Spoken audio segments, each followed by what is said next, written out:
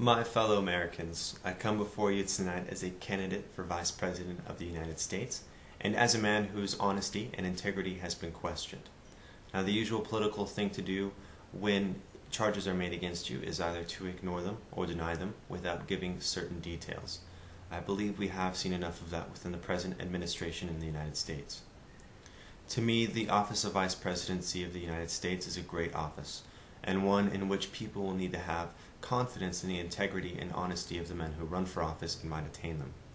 I have a theory too that the best and only way to answer a smear or a misunderstanding of the facts is to tell the truth, and that's why I'm here today, to give my side of the case.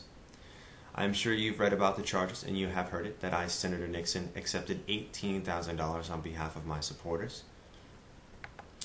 Now, was that wrong? And let me say that it was wrong, and I'm saying it incidentally, that it was wrong, just not illegal, because that isn't enough. The question, whether it is legal or illegal, the question is, was it morally wrong? And I say that it was morally wrong if any of that $18,000 was used for any of Senator Nixon or my personal expenses. I say that it was morally wrong if any of that was given secretly and handled secretly.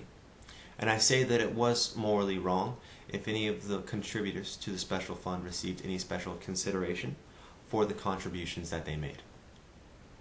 And to answer these questions, let me say this. Not a cent of the $18,000 or any other money of that type was ever given to me or used for personal use. Every penny of it was used to pay for political expenses that I did not feel should be subjugated to the shoulders of American taxpayers. It was not a secret fund, and as a matter of fact, when I was on Meet the Press, some of you may have seen it last Sunday, Peter Edson came up to me after the program and he said, "Dick, what about this fund we hear about?" And I said, well, there's no secret about it. Go see Dana Smith, who was the administrator of the fund. And I gave him his address, and I said, you will find that there's nothing, but the purpose of this fund was simply to defray the political expenses that I did not feel should be charged to the government.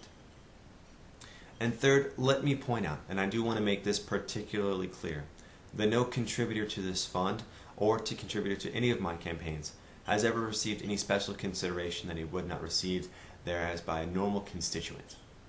I just don't believe in that, and I can say never, while have I been in the position of Senate of the United States, as far as the people who have contributed to this fund are concerned, have I made a telephone call to an agency or gone to an agency on their behalf.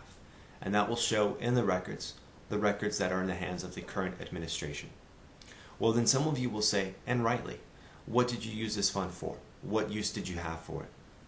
And let me tell you, in just a word, how the Senate office operates. A senator is given $15,000 a year annually as a salary.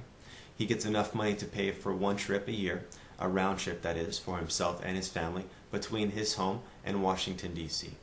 And then he gets an allowance. And basically that's to pay the people that work in his office and handle his mail. And the allowance for my state of California is enough to hire 13 people. And let me say, incidentally, that this allowance is not paid to the senator. It is paid directly to the individuals that the senator has on his payroll. But all of these people, all of these allowances are strictly for official businesses.